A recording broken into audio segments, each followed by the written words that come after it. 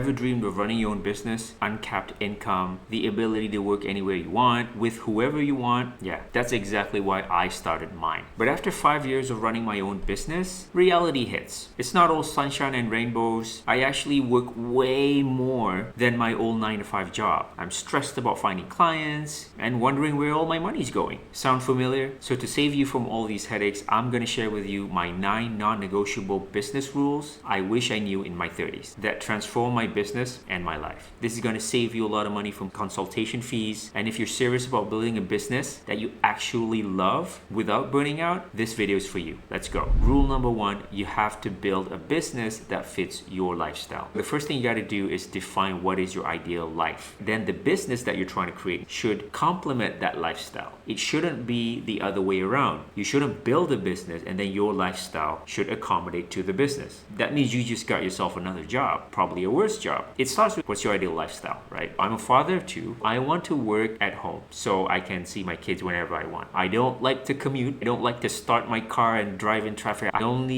use the car once a week to go back to see my parents. That's it. And with 2 kids, I can't work at night because I'm exhausted. I need to have the flexibility where I can go pick up my kid from preschool whenever I want. And then I want the ability to work at a cafe. I can work in Bali. I can work in some rainforest. I can work at my parents' house. I want that kind of flexibility. If my family goes on vacation for 2 weeks, I can still get work done 100% remotely. I just need this camera and my laptop. So that's my ideal life. So next, the business that I'm going to build should complement that lifestyle. So for you, your number 1 thing, you got to figure out what is your ideal life. Write that down, make a vision board. So rule number 2, we're going to talk about offers. So there's 3 types of offers: done for you, which is the highest tier; done with you, which is the middle tier. This is like consulting; and then do it yourself. So you can sell them a template, then the client will do it themselves. So when you follow marketing agency gurus to sell your most expensive high ticket tier, most people are not ready for your done for you. Okay, so you need to have this variety of offers in different access to you to fit the buyer's need, right? So they're at a different stage of their journey. You need to have these 3 different layers of offers to make your business work. Moving on to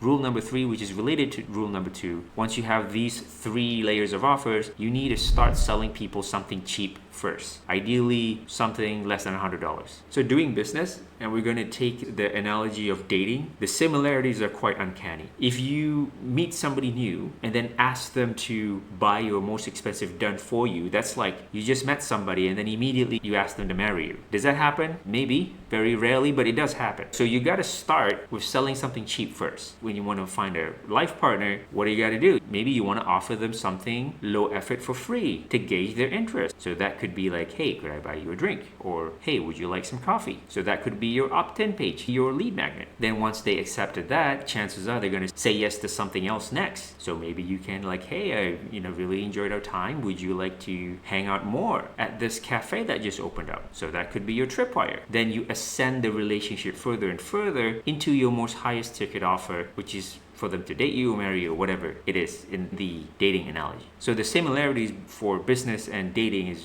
quite uncanny, right? So you got to sell them something cheap first. So rule number 4, content gets attention, but the selling only happens in the email. Okay, so when you do content, YouTube, LinkedIn, doesn't matter. Why are you doing that? You're doing that to get attention. You do not sell anything on social media because the moment you start selling something on social media, the views tank. You create content on social media to get attention, and the whole point is to get them into your email list. The selling only happens in your email list. You need to get targeted people into your email list ASAP. So the only reason you create content is to get people into your email list. That's the whole point. So a lot of people, they're just so busy creating content, they actually forgot that they're trying to sell something. Then what happens is there's a lot of these content creators with followers, but they don't make any money because they can't sell. Point number 6, how to make your content stand out. So when I first started this whole online business thing, I didn't have any clients, right? So I created content of what I think my prospect would want. So I feel, okay, my prospect probably have this problem, so I'm going to create content about that. The issue with that is that I end up making content that will be very similar to my competitors. only when I started to get actual clients, instead of figuring out what should I create content about next, all I did was I have this Miro board with all of my client projects, right? So in there, we have conversations, and then the client has this problem, and then I solve something for them. So that's actually your content idea. Instead of creating content for prospects, you create content, the problems that you solve for your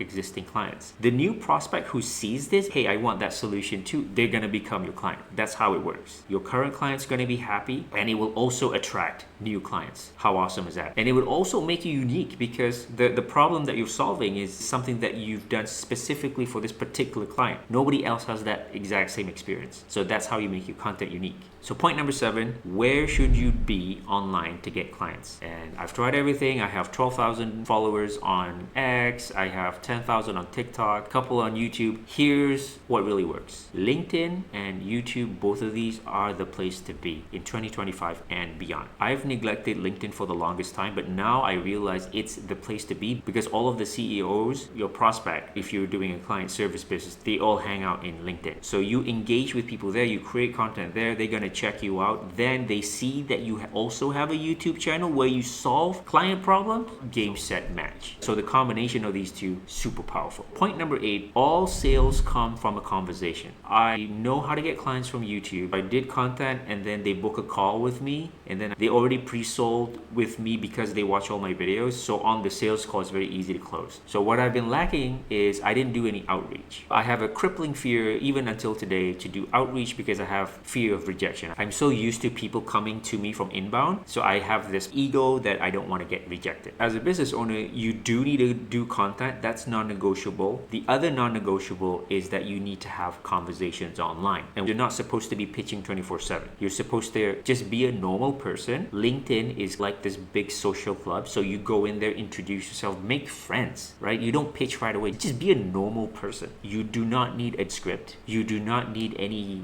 DM automation, whatever junk. Just be a real person and talk to people as if you joined a party. Hey, I'm Helmy, what you do? Eventually people are like, oh, what do you do? Oh, that's interesting. And maybe they need that, and then you can start the conversation there. But never start with the pitch. All these hustler gurus just straight up pitch, and I'm like, I don't even know you. And then the thing is, I have the exact same pitch from 10 other people today. So absolutely nothing interesting or unique about you. Every sales must start from a conversation. But here's what I realized. You can't be a thought leader to other people if you're not a leader to yourself. This is a little deep. That's why it's number 9. So we all have past traumas and stuff like that, and basically it makes us not true to ourselves. Then we are not a leader to ourselves. And when we're not a leader to ourselves, we cannot lead other people. That's how it works. You can fix this by working with a mindset coach. Ideally, you can work with a business and mindset coach together to help you unravel this whole thing. Once you have clarity, you become more confident in yourself, you become more true to yourself, and that just resonates throughout your content, that resonates throughout your videos, and the way you speak, the way you carry yourself, right? It's just an aura that it's hard to explain, but like you